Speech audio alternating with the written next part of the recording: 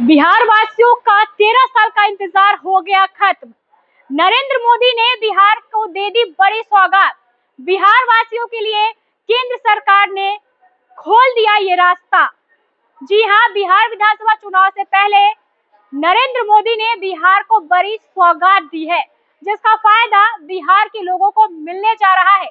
13 साल से बिहार के लोग इंतजार कर रहे थे और अब आखिरकार चुनाव से पहले बिहार वासियों का इंतजार खत्म हो गया है। आखिर 13 साल से बिहार वासियों को किस चीज का इंतजार था, हम आपको इस खबर में बताने जा रहे हैं। नरेंद्र मोदी ने बिहार को कौन सी सौगात दी है, इसके बारे में भी हम बात करेंगे। नमस्कार, आप देख रहे हैं फर्स्ट बिहार झारखंड और मैं हूं आपके साथ मोना तिवारी। एक लंबे अरसे से बिहार के लोग इंतजार कर रहे थे। आखिरकार चुनाव से पहले नरेंद्र मोदी ने बिहार को बड़ी सौगात दे दी है। परिवहन मंत्री नितिन गडकरी के द्वारा बिहार को बड़ी सौगात दी गई है, जिसका फायदा बिहार के लोगों को मिलने वाला है। 13 साल से लोग इंतजार कर रहे थे और अब ये इंतजार समाप्त हो गया है। जी हाँ, चुनाव से पहले मुजफ्फरपुर हाजीपुर बाईपास का इंतजार खत्म हो गया है। कल शनिवार को इस बाईपास को आम यातायात के लिए खोल दिया गया, जिसके बाद से इस मार्ग पर गाड़ियों की आवाजाही शुरू हो गई।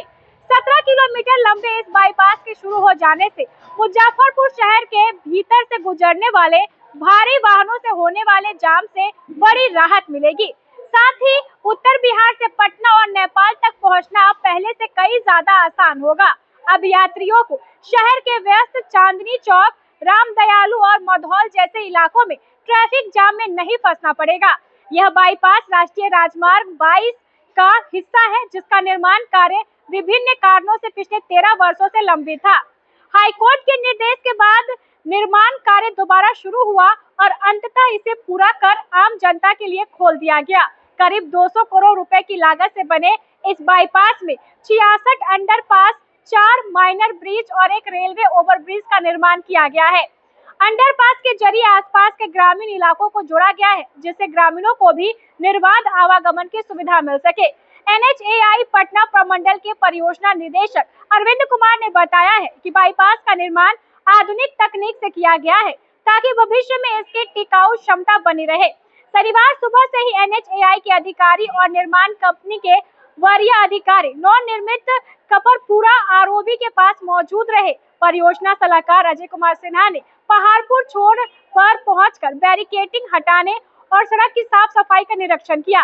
बाईपास खुलने के बाद लोगों में खुशी का माहौल है। चकिया से पटना जा रहे लोगों ने बताया है कि रामदयालु तक लगभग जाम लगा रहता था, जिससे अब उन्हें जो राहत है वो मिलने वाली है। तो चुनाव से पहले बड़ी सौगात जो है वो बिहार को केंद्र सरकार की ओर से मिल गई है और इस रास्ते को आम आवाजाही के लिए खोल दिया गया है, जिसका फायदा बिहार के वासियों को मिलने जा रहा है।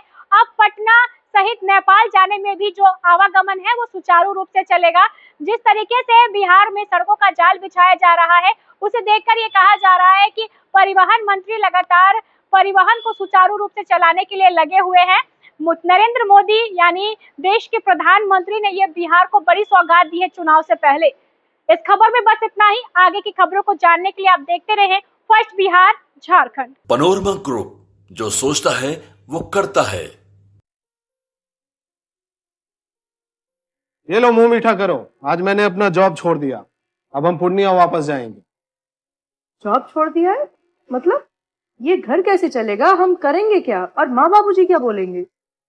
इसलिए मैं एक और मिठाई का डब्बा लाया। अपने बिजनेस के लिए लोन अप्रूव हो गया।